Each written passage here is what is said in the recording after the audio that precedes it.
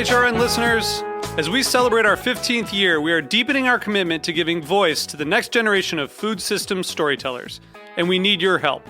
Our internship and fellowship programs help activate new possibilities for underrepresented and underestimated young people through experiential journalism, audio engineering, and production training. Through these unique programs, HRN helps food equity stewards build essential workforce readiness skills that expand their potential and foster economic mobility. Please consider supporting these critical programs. And with a minimum donation, you can be entered to win a dinner for two at an amazing restaurant in one of 8 cities and tickets to a concert at a great venue in one of those cities.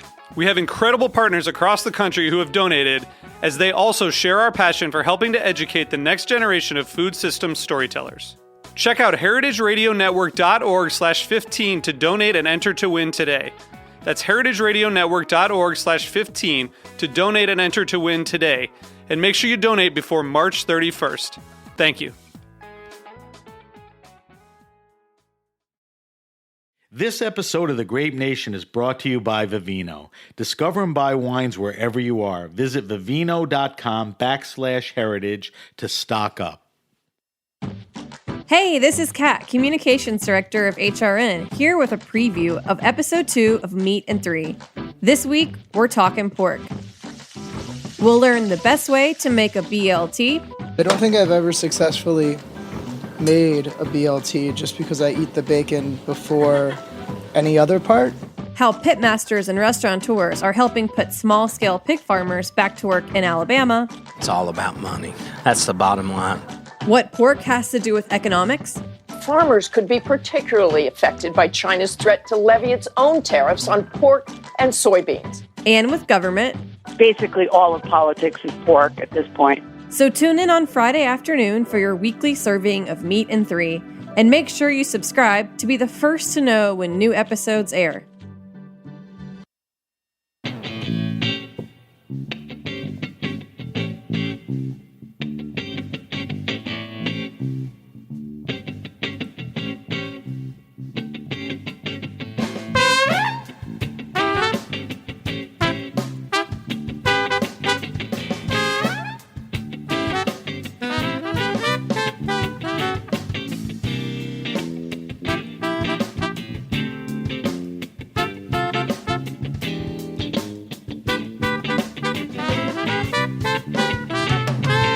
Welcome to The Grape Nation, your weekly wine journey. Our guest is Sam Anderson, Beverage Director at Mission Chinese Food in New York. We'll talk to Sam about natural wines, what pairs with spicy Asian, running marathons, and a lot more. My man Sam did me a solid. He left LA last night and got on a 6 a.m. flight to be on the show. He tried to dodge me, but he did the right thing. I'm your host, Sam Benrubi. Stay with us for The Grape Nation on the Heritage Radio Network. We bring wine to the people. California-born and current Brooklyn resident. Still in Brooklyn? Yes, sir. Brooklyn resident Sam Anderson innovated at some of New York's coolest bars, including Freeman's, Hotel Delmano, Gold Bar, and Salvation Taco, before landing at Danny Bowien's Mission Chinese Food on the Lower East Side of New York.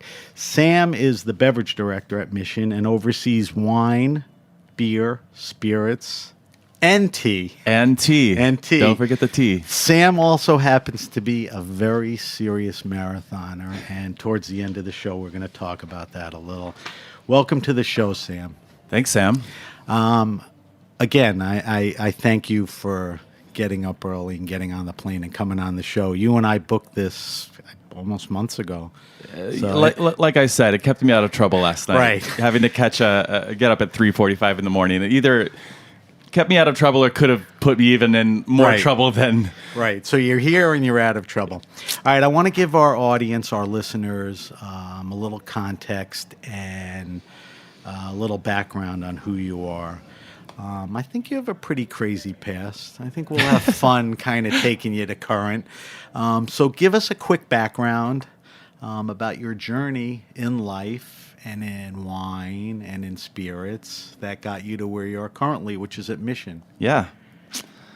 Yeah, you mentioned I was born in California, which is true. I was born to parents who were This part's crazy. You got to tell me this part. they were post hippies, and there was quite a cult movement in Southern California that was sort of it started at the community colleges and the state colleges, and really was like a spiritual draw for a lot of folks coming out of the hippie movement. And my parents were definitely in that. And one thing leads to another, and you think you're in a spiritual movement, and the next thing you know, it's a full blown cult with 5,000 people in it, and you're raising kids in it. And I happen to be one of those kids. There was nothing malicious in this cult. It just was very cut off from society and had a very doomsday sort of perspective on life. And,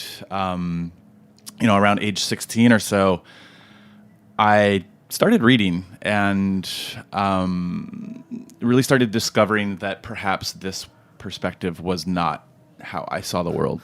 Probably. And and so I stepped away from that group, though I hadn't really ever chosen to be part of it, and started my own path. And that path led ultimately through college. I worked all kinds of crazy jobs, working in like a newspaper packaging plant and roofing houses and painting houses. And I ended up putting myself through college through the cafe world, making coffee. And I was studying poetry composition, and that's what I got my degree in. And then I moved to New York and sort of just... Perfect background. Yeah. Perfect. And so when I moved to New York, my background was in coffee, and I worked at Cafe Grumpy for a bit before I realized that a 5 a.m. wake-up call did not support my party life. So I would end up, not sleeping and then going to work and just being literally Mr. Grumpy at Cafe Grumpy. And so I transitioned to more of a work life that would support my nightlife. And that was working first and foremost at Freeman's as a bar back. Yeah. Right. And, 10 years ago, Freeman's was the absolute epicenter of the craft cocktail revolution. And I met Gene Adamson there. I met Lynette Marrero there. I met Jana Wolfson there. I met Jim Kearns and Greg Ramirez. Those are all my... Those are the guys that were doing it, right? Absolutely. Some of the best bartenders in the city. There were less then than now. So those guys... Yeah. They were like, they deified almost. Right. And I was a barback for them, and I learned my trade from those people, and I owe them so much of my success. Just like for that really outsized mentorship that I got from day one. So then I started kind of branching off onto my own, and I helped. I didn't open Hotel Delmano. I was there, I think the first 6 or 8 months or so after it opened, and that cocktail bar was very much so a pioneer in Brooklyn craft cocktail bartending, and just really creating as well, not just making beautiful drinks, but really creating energy in a room. And when you walk into Hotel Delmano, even to this day, there's Still just there. this luxurious, poetic, energy to it. And I mean, even at that time, that didn't really exist that way. This very sort of, how do I put it? There's just this very sort of, there was just this luxury kind of feel to it in that neighborhood. And I was the head bartender there for 3 years or so. And, a lot of the cocktails that I came up with back then are still on the menu, which is really fun. And so from there, I started doing consulting on other cocktail bars, and really, I worked for, I did a number of my own projects, worked for some other famous chefs, including April Bloomfield, and ended up picking up the phone, and it was Danny Bowien and Mission Chinese who were calling me at some point. Did you not say Ken Friedman on purpose? I did not, no. Okay. Yeah. So Danny picks up the phone. Yeah. And so this was about 4 years ago, and he and I I knew that I was ready for change at that point. Did you have any idea how he got to you? It was actually at that time through his executive chef, Angela Demiuga, who was working for the company at that time. She found out about me through Gene Adamson, and then kind of. I knew I had dined at Mission Chinese on the Lower East Side on Orchard, the first Orchard location. Street, the first, Orchard, yeah, and I was, it was a hazy glory, yeah, and I knew that there was going to be quite a lot of energy and opportunity for me at this opening, and I came on board full time at that point. Strictly, what year was that? That was 4 years ago. Yeah, 2015. Yeah, so. I started as just the cocktail director, and that role quickly developed into like assistant general manager, and then I was general manager and beverage director for a year. Was anyone doing wine or anything, or was it just small enough? Well, we had some help at the beginning from the esteemed and wildly talented Bill Fitch. Right. And he kind of started us out with a list, and then, we, after a couple of months, had to sort of maintain it from in-house. And that's sort of when I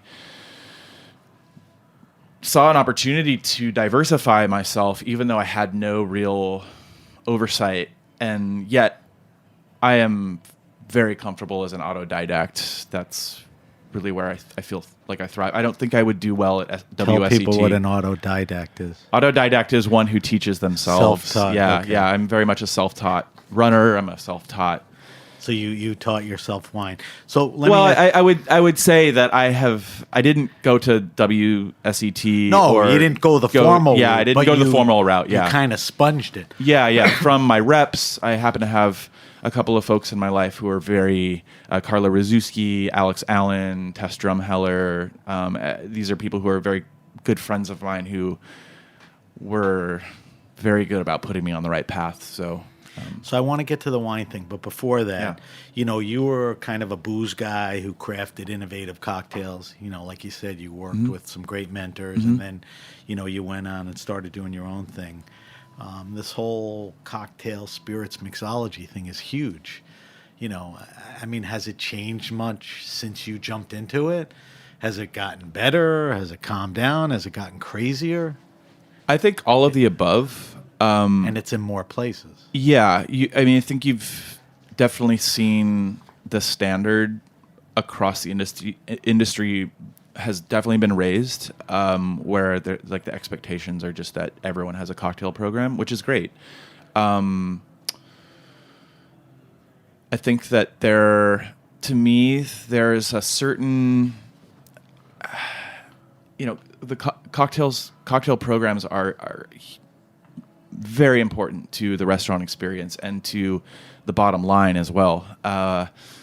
For me, after 8 or 9 years of just really steadily doing that, I found that it wasn't quite speaking to me the same way that it did years ago. And that could have just been out of there being just the familiarity. But it also, I think once I started to really understand how alive wine is and how alive the wine that I love is in the bottle even, it really started to cast the cocktail world in a very different light for me, in that it just felt a bit inert. Right. In that, spirits are distilled and there's kind of like this end to that life cycle. And I still really appreciate a great cocktail. Right. I really appreciate, and I think it's that focus on the recipe, and I sort of started to feel as though there was almost like this tyranny of the recipe after a while, where I would just do something like free form that I really enjoyed, and then I would immediately have to like turn it into a recipe. And there's this sort of, I don't know, there's this like kind of linear quality to it that I just, after a while, was very, I just wore tired of it. But the cocktail world is very intense. It's great. People are doing really amazing things, and we actually do a couple of cocktail shows. Yeah. That's serious. Yeah. So you alluded to it, but get deeper into it for me. So that's when you became more interested in wine. You know, when you, I wouldn't say came to the end of the cocktail thing, but had a different revelation and wanted to move on. And you said a word, and I think you're an evangelist and it's important to you, natural wines. I think, you know, that part, not just wine, but... Yeah. So when was that, when the wine thing kind of was clear to you? Yeah. You know, I've gone back and thought about this a lot because I think it's important to sort of see these signposts in one's own life and see then how it translates into your behavior, your career. And it really had a lot to do with the change in my personal life, wherein I'm going to be 5 years now in July. I will not have smoked a cigarette in 5 years. And I started running marathons very, very passionately, or some people would say aggressively, or it's a very big part of my life. And yeah, we'll talk about that. Yeah. So there was this definite switch to what, if I'm going to drink, like, what are the things that make me like so that feel whole good? vibe kind of pointed you that way. And I think that a big switch for me was I as I have spent so much time outdoors training, I have really realized my own exposure to the world, the natural world. If you're out running for 2 hours, you are out subject to the earth in whatever happens during that 2 hours of time. And I really started to feel more connected with the natural world as a result. And wine could not be more. If you're in the confines of a restaurant on a nightly basis, wine is the thing that is a direct correspondence to the natural world. And therefore, I have always been drawn to wines that have been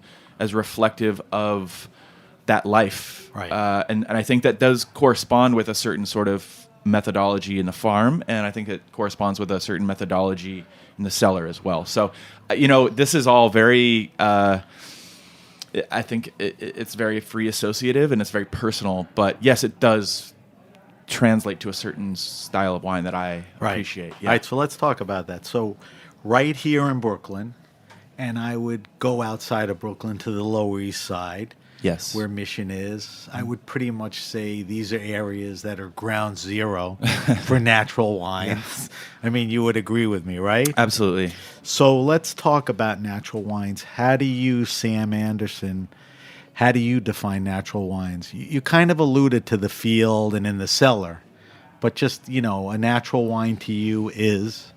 Well, I don't feel qualified to weigh in on a definition. I'm asking you your feelings. My feeling about it.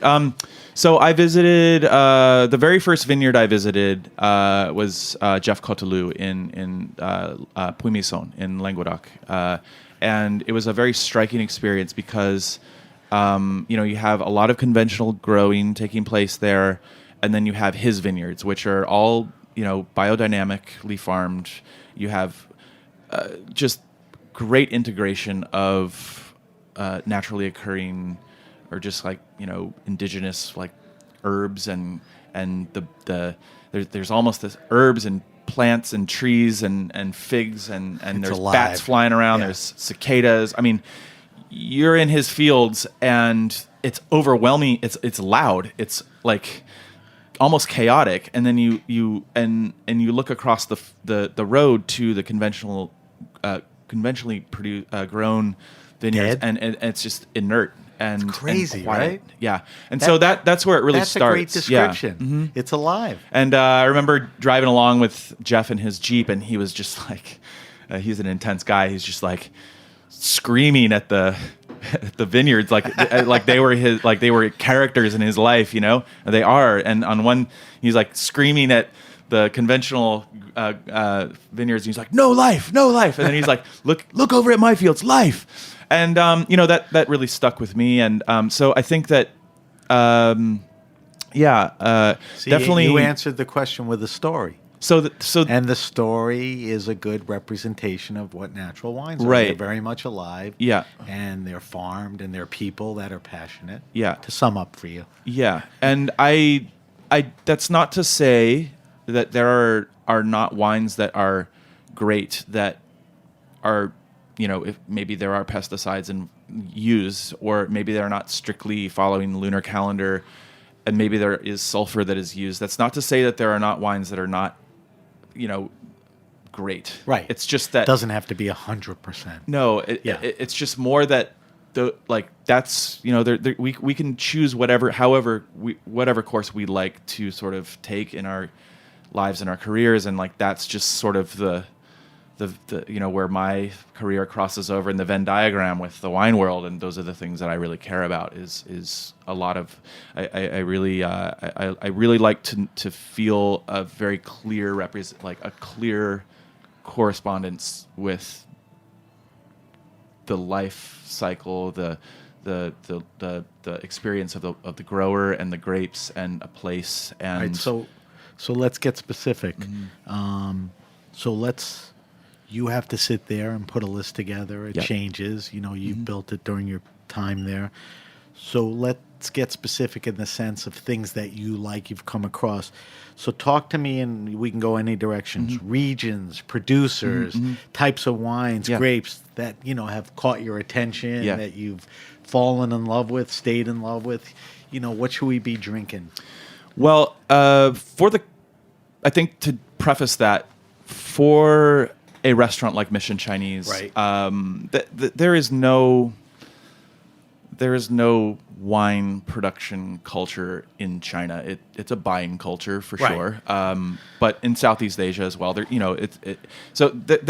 you're not going regional, right? Yeah. So and that for me, when I was working on the list for the very first time, was absolutely daunting, because here I am working on a wine list, trying to cobble this thing together out of teaching myself, and I have there's no culinary tradition that corresponds with a wine culture that I can just so I would Google what Szechuan or Chinese food, what wine pair well, and it's a pretty standard Riesling, Gewürztraminer, Grüner right. Veltliner, those are excellent pairings, but I started to really I started to become very interested in places that were outside of the sort of typical spicy Szechuan pairing cycle. Yeah. What do you find?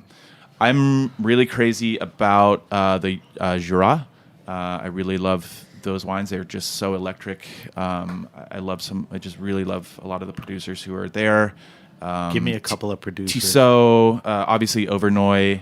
Hard to get. Ganavat. These are super hard to get. Alice Ganavat Bouveau and Tissot you can get. Alice Bouveau, you can get expensive. her. Yeah. I really love. Those are a couple of my favorites. There's some really great stuff in Alsace. Domaine Reach is really amazing. I love what Christian Binner is doing. But then, what kind of grapes are they using in Alsace? It'll usually be a Gewürztraminer, Sylvaner. You're going to see some reds, some Pinot Noir. You're going to see some Pinot Gris. Right. And really, I also have really been interested in American wines as well. I think that there's some really cool stuff going on in Mendocino and in the Willamette Valley. Talk to me about some producers. Yeah, Mendocino. Actually, the bottle I brought today was from Martha Stuman. She's right. She was just in town, right? Yeah, she was here 2 weeks ago. Yeah. I actually didn't get to meet up with her, but I really love what she's doing. She's working with primarily Italian varietals that are planted Italian and French south of France varietals. I also really love what Sam Bilbao is doing at Idlewild. I love what Evan Lewandowski is doing. Right. He is sourcing his grapes from the same areas, but then he's, pressing them and then taking the fermenting must and packing it into polyethylene eggs and putting it in a U-Haul trailer and taking it back to Park City, Utah. I just saw him yesterday. I'm like, man, you're a genius. That's funny. You're awesome. Yeah. And then Willamette Valley, there's just, I think that there's such a resonance with, like that terroir resonates with so many other like really cool places, like, some of the Italian islands and just the volcanic nature of the soil really feels a bit like Etna. And yet in Willamette Valley? Yeah, I think little that of that? Yeah, there's definitely a little bit of it. Okay. Yeah. But Italy's making some great. Yeah. Natural wines. I'm crazy about the Cantina Giordano wines. I'm really crazy about what Frank Cornelissen does. Didn't you have somebody in the restaurant? Yeah.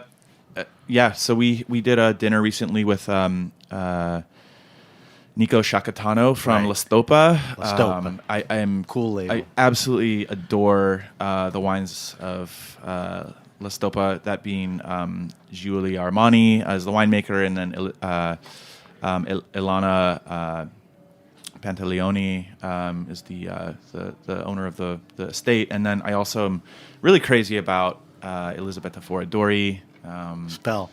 Foradori? Foradori. Yeah. I'll post everything. Yeah. Because our listeners kind of love to. I'll go off the show, but I'll list everything on our Cool, social media. Anything really out of the box or new? I mean, anything crazy? Well, the thing is, and to go back to this, the fact that Chinese food spice does not have, I got to create a roadmap of my own.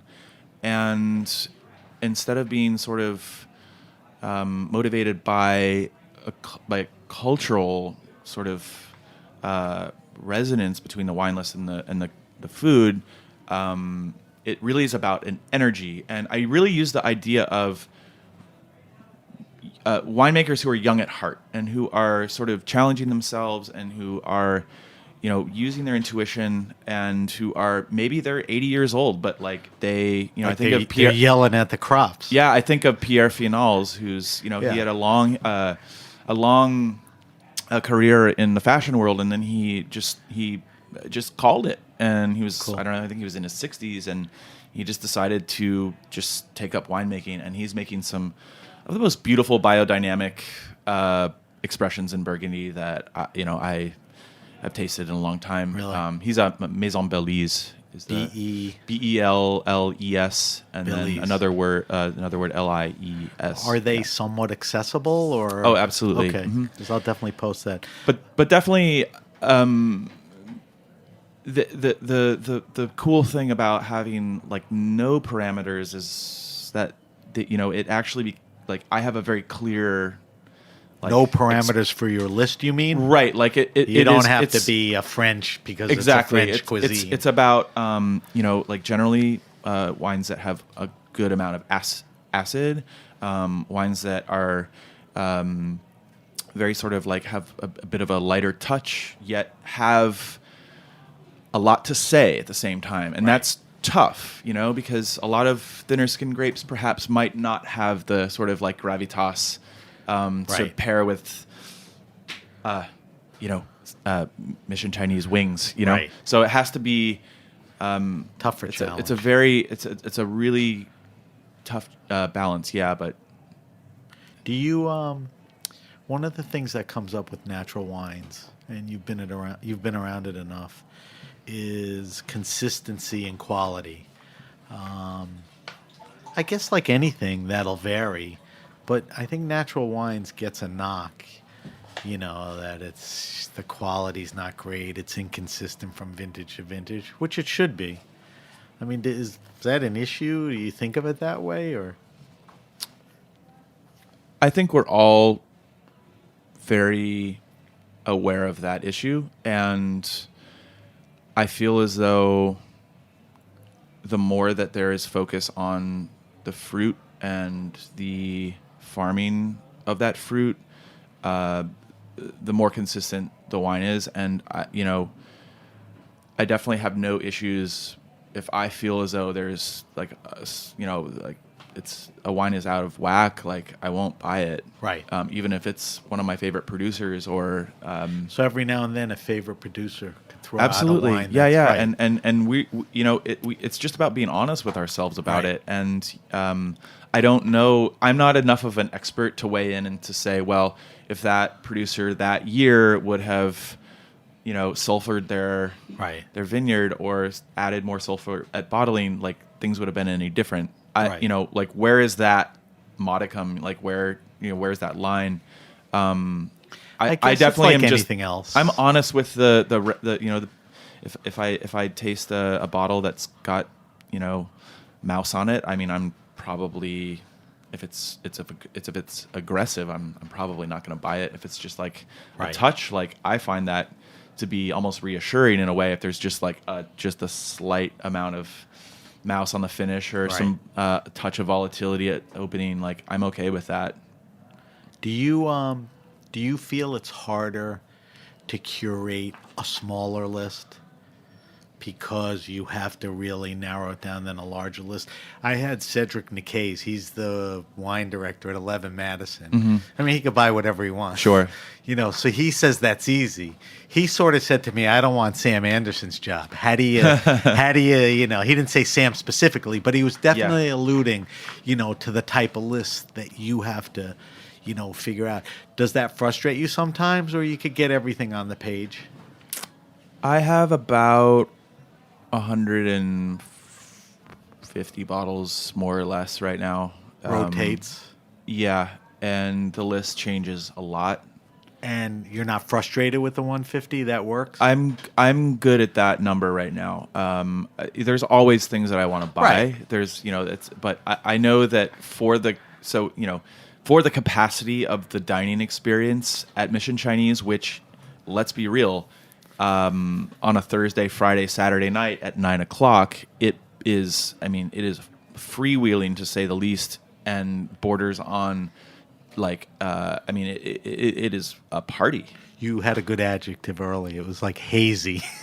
Hazy. Friday at 9 is hazy. Yeah, I mean, it's a level of energy in that dining room that, it is.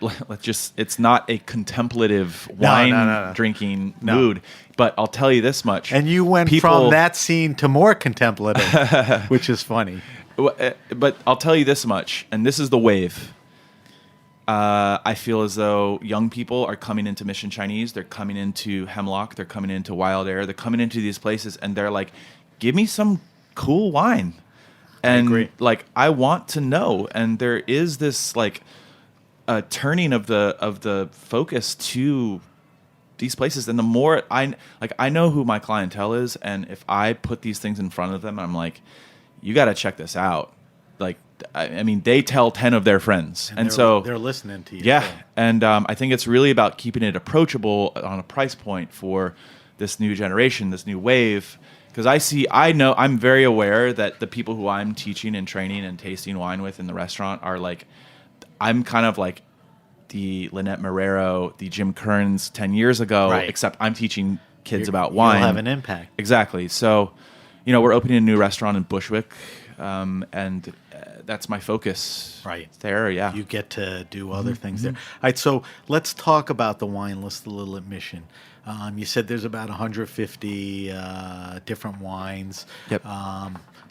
I guess the obvious question is there's got to be a bunch that are either Rieslings or whatever. Tell me, what it's made up of. Well, I organize my list from light to full, not in body, but in complexity. Whether that is wines that are maybe they're lower alcohol content, but they're got a lot of skin contact. Those are going to be, to me, a more complex wine, and so I'll put that at the bottom of the list, though it may be 10%. So that's a good definition for alcohol. complexity. Complexity, the alcohol may be low, but because of the skin contact, Exactly. there's a complexity and a nuance to it. So and then toward the the higher the lighter end, it's drinks like a glass of water, Riesling sort of. Right. So that's sort of, I organize it that way. And the list is made up of, so I have a section of the list dedicated to Champagne, Pet Nat, Rosé. I have an entire The section. sparkling game has been raised in the Yeah. latest, right? Yeah. And it's very compatible with that type of food. Absolutely. And then I have a skin contact section, and a red and a white. And like I said, there's no regional specificity to. It's more a style, and Right. I would say that because of the nature of the food, we definitely skew toward wines that are higher acid, I was lighter. just going to ask you. You're driven by the type of food, not by your whims or what's cool. Yeah. It's what makes sense. All right, so then let's ask the obvious question, and you answered a little before, but hit it harder for me here. What pairs best overall with this cuisine? And with Danny, it's like psychedelic Sichuan.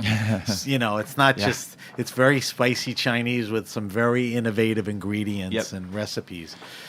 So, I have really been skin contact and explain Szechuan. to everyone what skin contact. Yeah. So essentially, I think of skin contact as sort of the inverse of rosé, in so far that it's a white grapes are used and they are macerated on skins after they are crushed, sort of in the style. They keep them on the skins exactly for longer. Exactly, and that's Right. how you make a red wine. That's where the color comes Right. from. That's where the structure comes from. Orange wines? Exactly. Orange wine and skin contact are, they're supposed to be synonymous. I think orange is misleading, but Right. and then like a rosé would be using red grapes and just not letting them sit on the skins for very long, if not at all. So there's a long history of this style of wine dating back thousands of years, but in the last 20 to 30 years, it's really had a resurgence, really coming from the Friuli Venezia region of Italy, and also parts of Slovenia, Georgia. Yeah, and so that style of wine, I like to really focus on it at Mission Chinese because, like I said, you need wines that are refreshing and are cold, and that's usually great. We like to chill our reds across the board, pretty much. But you also need to have this. You need to have this backbone. These wines need to have this like real sort of like, they need to be able to sit at that table Right. with the wings and with the pastrami, and like Right. we serve food banquet style, and so you don't get to course things out. So Right. you need to have wines that have acidity. They need to be able to speak with a really strong voice. They need to be refreshing, and they need to be inherently weird too. Right. Because the Fits food in. is too. You can't Fits in, have yeah. But that said, I do also really love a great like fine herb Riesling with the food. I really love like a nice green Gruner.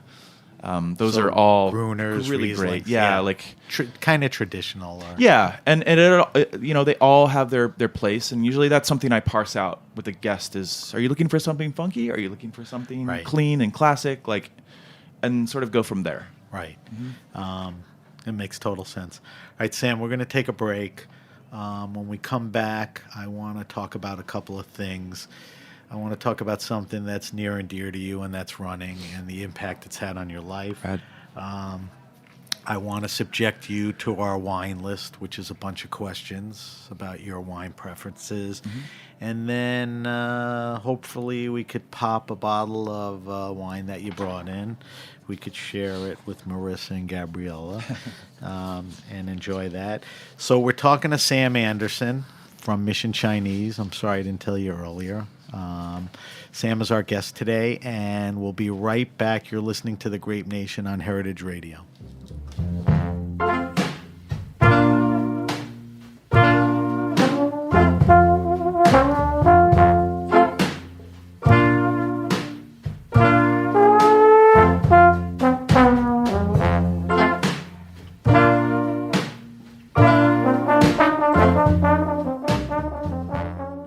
It's no secret that I like being that person who always has some great wine on hand. When I know I've got a few bottles hanging around the kitchen, I feel like I'm ready for anything. If anything, is just because I never know when friends will drop by unannounced or because it's even just a Monday. I also hate that last-minute run to the store. Wine was never meant to be bought in a hurry. It's funny how we have so much patience growing the grapes, aging the wine, only to feel pressured when you're staring at the shelf. I use Vivino to scan and keep track of my favorites. But lately, I've been stocking up through their web store. They have the best prices and largest online wine inventory, but can also give you personalized recommendations based on bottles you've liked in the past. And I use their premium service for unlimited free shipping. That's an extra bottle's worth of savings on every order. Plus, they have a 30-day free trial. I just grab a few at a time and save them from when the right moment rolls around. You never know when that'll be. Visit vivino.com/Grape Nation to stock up.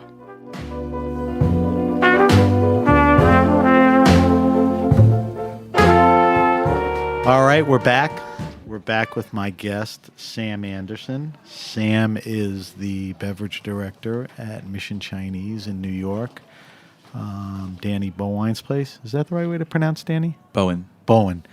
Danny came to New York years ago and took the sort of Asian, spicy, Chinese food category by storm, and he's still hitting it pretty hard. And we've been talking to Sam about, what he's doing there and wines that pair.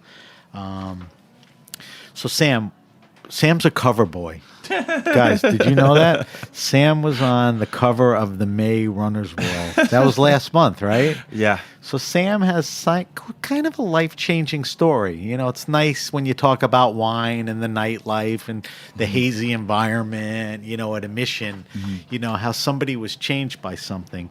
So you talked about it earlier quickly, but, now we'll kind of get into it deeper.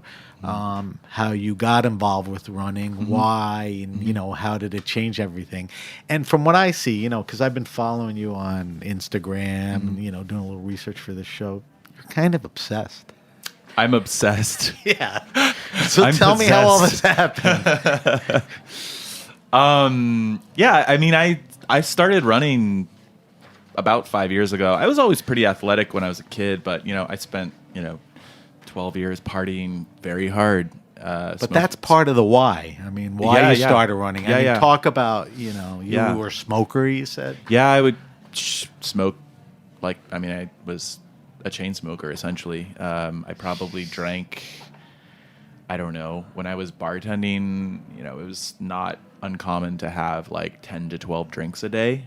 Drink of preference or different stuff? Tequila, beer. Okay. Yeah, I was a rock and roll musician. Okay. I was working in Williamsburg. It was just the whole thing. You were I was living that life. Yeah. I was in it. I started running about 4.5 years ago, and did one thing or somebody influence you? Well, it was a combination of what really wanting to just change my life, and I had a breakup that was really rough, and I knew that I just hit a sort of a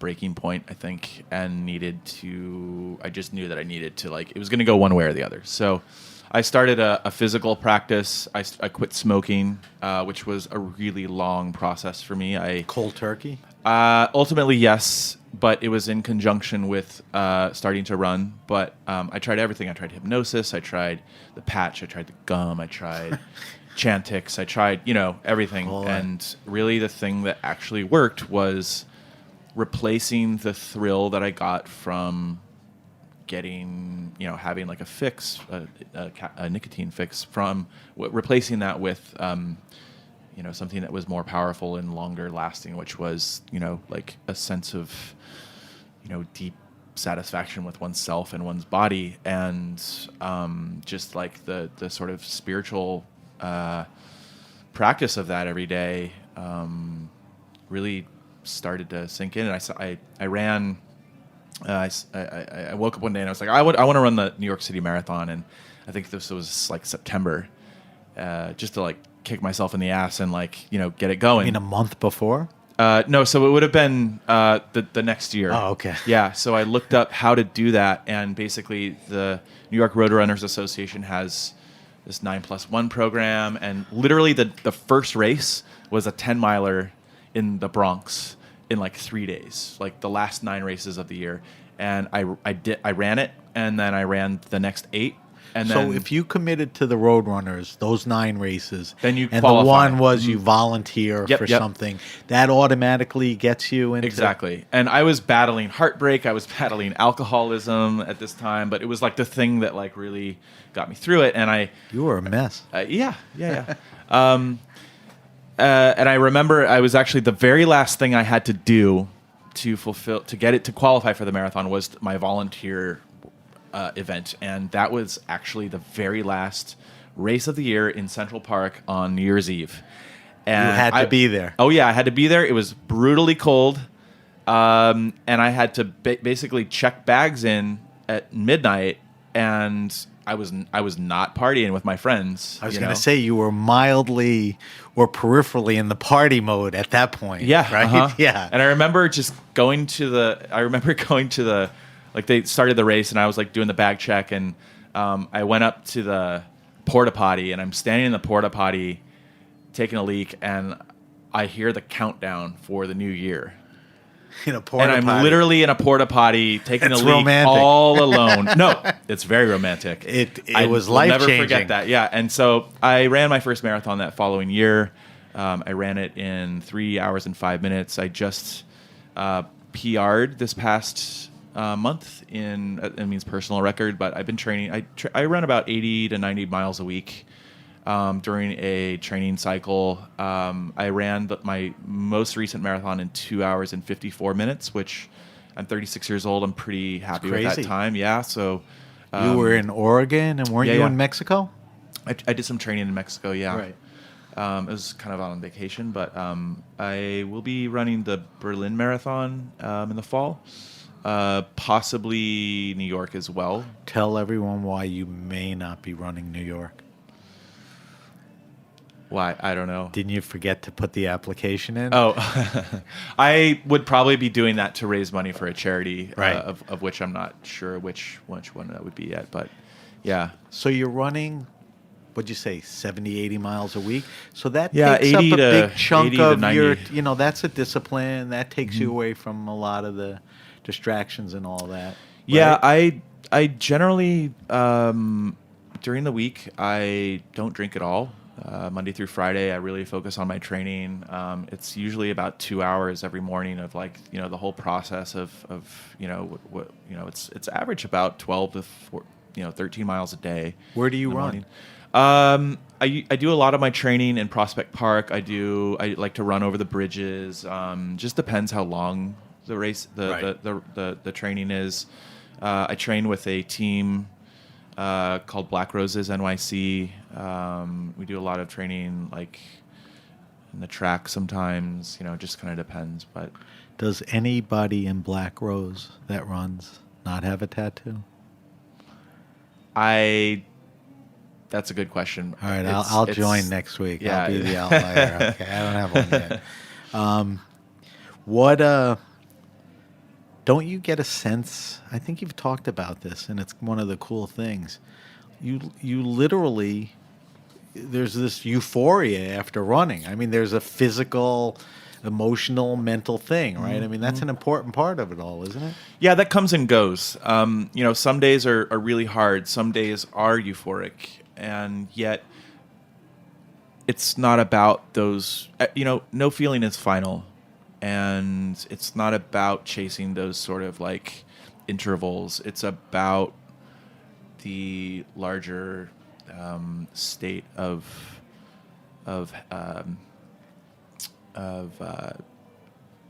contentedness that Right. I get from the practice.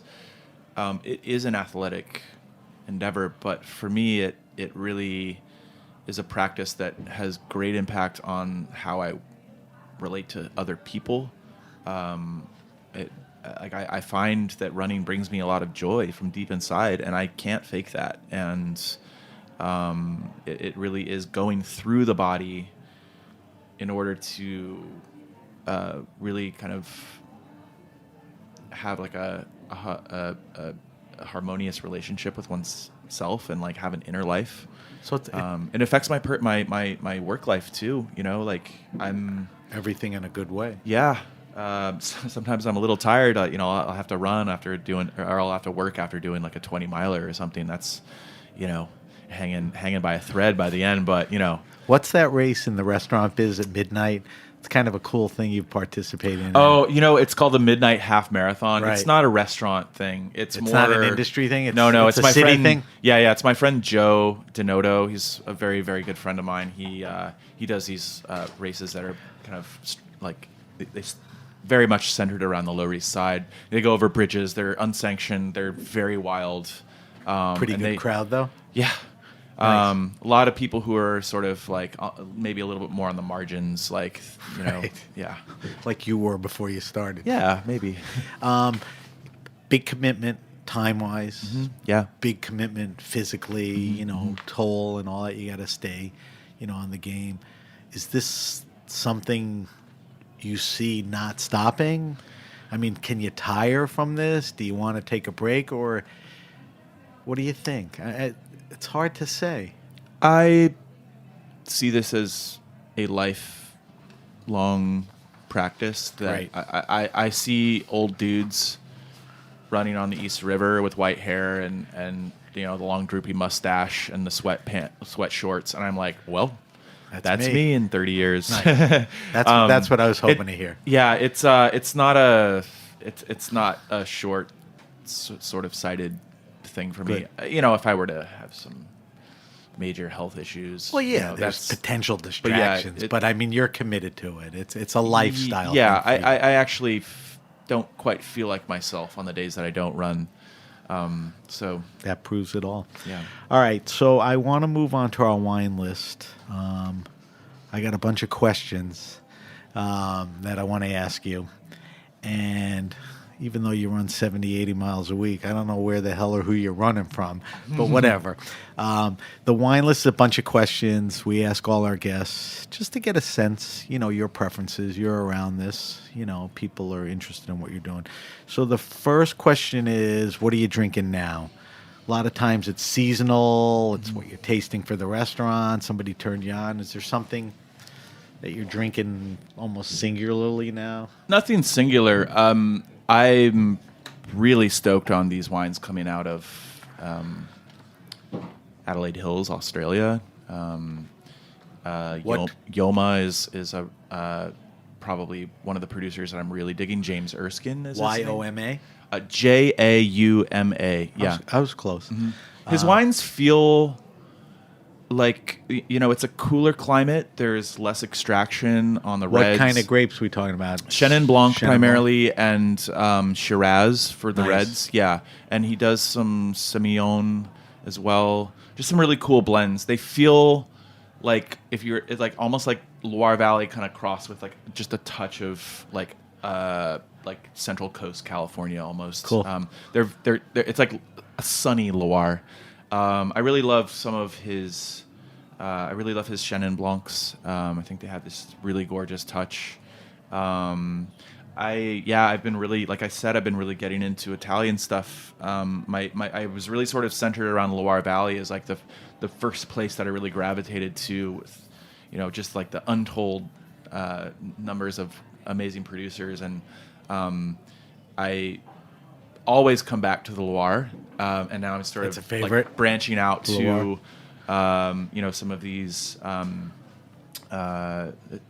Italian producers who are really interesting to me. Give me one or two. Again, Elisabetta Foradori is one. Foradori again. I really love, like I said,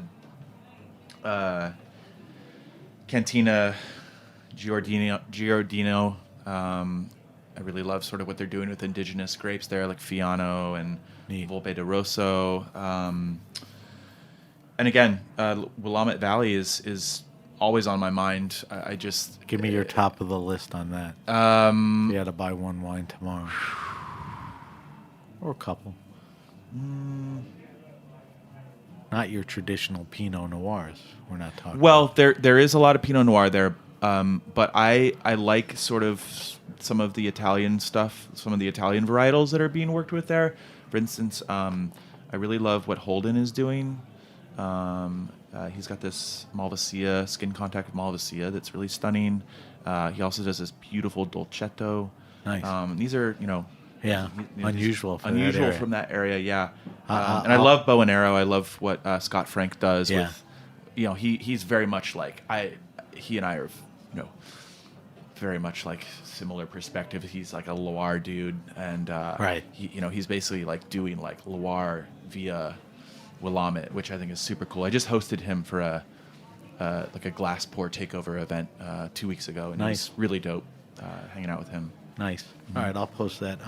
Next question. Faye, you have a favorite wine and food pairing? I know it's a goofy question, but I'm always curious. I'm gonna hold it down with the skin contact and Szechuan spice. Okay, staying home on this one. I'm all right with that. I think it's really a phenomenal pairing, and it really keeps me intrigued. All right, give me one specific choice. Okay. I really love Ariana Okapinti's Zabibo.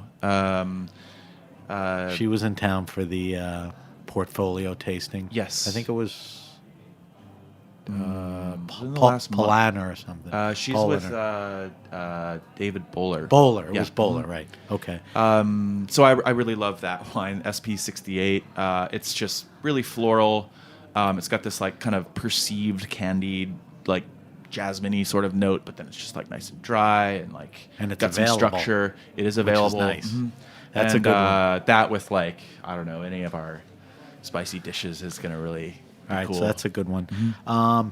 I know you've backed away from this through the years because of your lifestyle, but do you have favorite wine restaurants and/or bars, places that the list, the vibe, the knowledge, the service, what's good? And we're not incriminating anyone by leaving people on or off the list. What's good? I'm a casual dude. I want to be able to like feel like I can roll up in what I'm wearing and So where's that? I love Ops in Bushwick. I love Ops. I love Meta in Fort Greene. Yeah. I love that wine list. I love the food Great there. food too, yeah. All wood Negro's fire. food is just amazing. And Henry and Chris have done a great job with that wine Henry list. was on the show about a year ago. I will always love Hotel Delmano. I think Alex Allen is just a genius and just like such a sweet, kind mentor for me. Anytime I have a really dumb question, he never makes me feel stupid.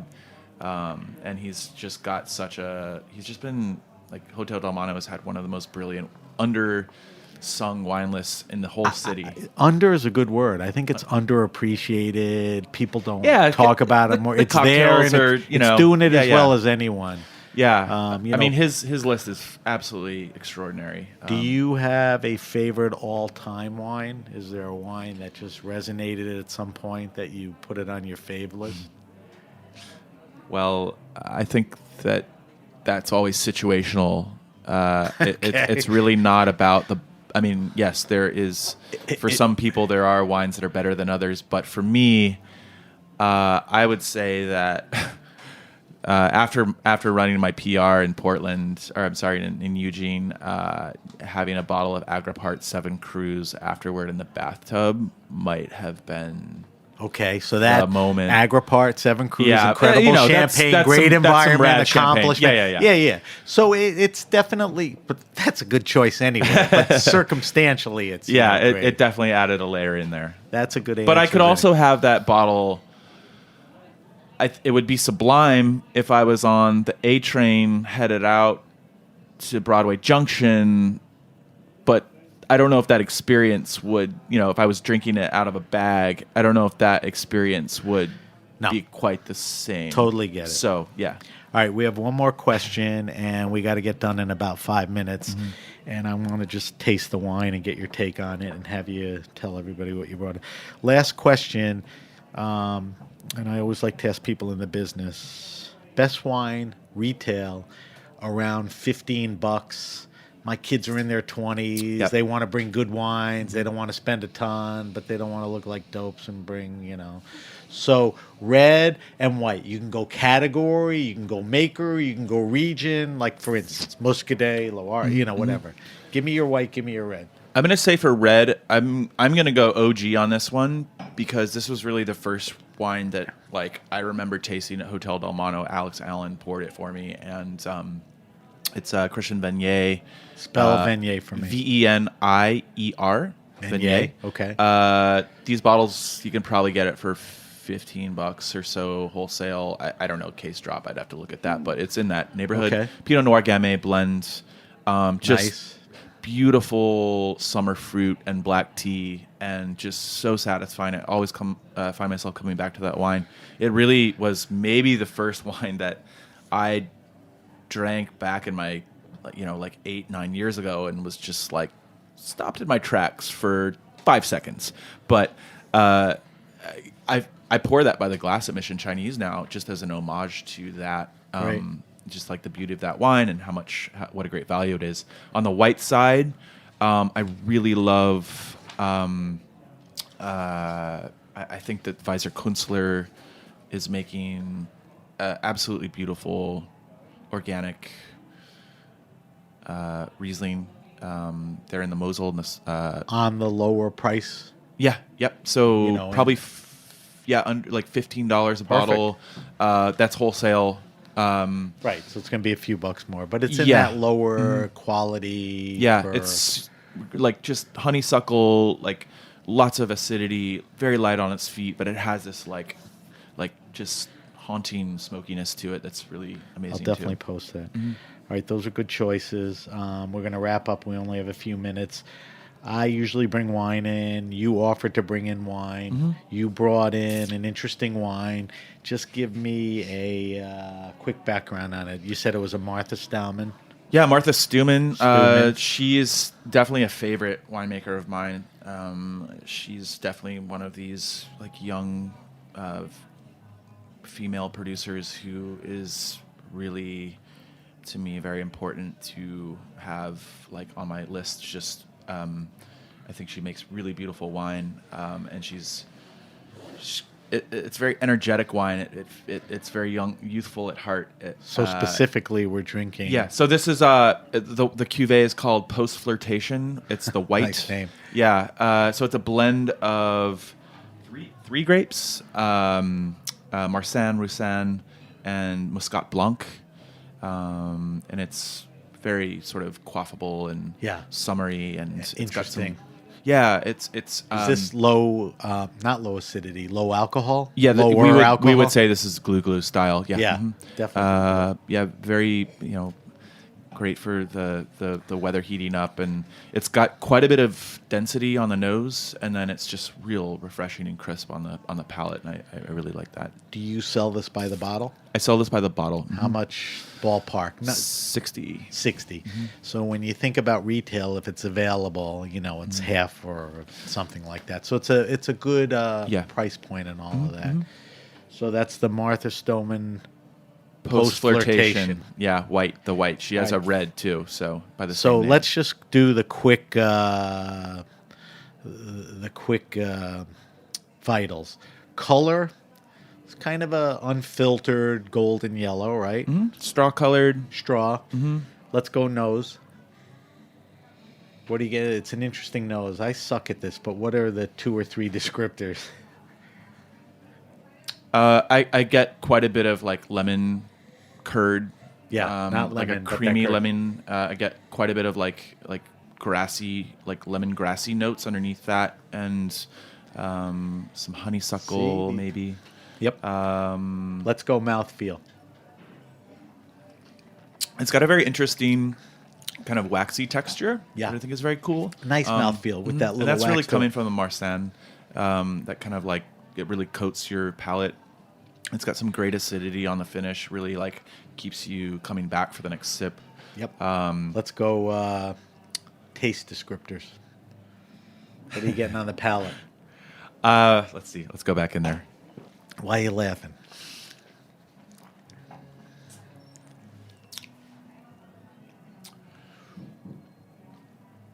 Don't overthink it. So yeah, there's this sort of like raw honey thing going on. Yeah. There's I was almost thinking a little beeswax or something. beeswax, that texture. Yeah. There's a bit of like almost like oxidized apple. Yeah, a bit of like Asian pear sort of vibe to it. Yeah. Yeah.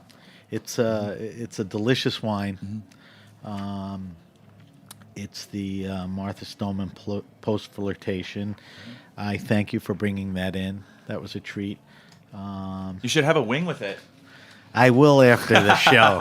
I don't want to eat. You're going to taste an entirely different glass of wine I don't after you have wanna eat on the a air. Mission Chinese wing. I don't want to get chicken sauce on my wine glass. All right, we're going to wrap up. If you have a question, suggestion, wine happening, or event, hit me up at sam@thegrapenation.com. That's sam@thegrapenation.com. Follow us on Facebook at The Grape Nation. That's where I'll post Sam's wine list answers.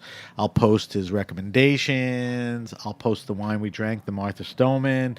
Also follow us on Instagram at sbenruby. And now you can follow hashtags. So please follow the hashtag The Grape Nation. And on Twitter, reach us at Ben Ruby. Sam, where can we find two things? Where can we find Mission Chinese? Where can we follow Sam Anderson and his running adventures? Mission Chinese is in the Lower East Side at 171 East Broadway. We have a new location opening this summer. About when? July, August, September? Go conservative here. Let's say July. Okay. So August 1st. Yeah, off the Jefferson stop, and you can follow me at Sam on Instagram primarily. Sam, the number 4, Nderson. 4 is like almost like an A. Yeah, exactly. So it's Sam Fornderson or whatever. Sam Anderson, but the Right. A is a number 4. And when Mission Brooklyn opens, you're going to be doing a lot of FaceTime there, you think? I will be at both restaurants. Yeah, Okay. I have. Yeah. All right. Well, we'll look forward to that. I want to thank our guest, Sam Anderson. Sam is the beverage director at Mission Chinese in New York City, Lower East Side, and soon to be in our hood, Bushwick. I want to thank our engineer. We got lucky today. We got Dave out there. And I want to thank everyone at the Heritage Radio Network. I'm Sam Ben Ruby, and you've been listening to The Grape Nation.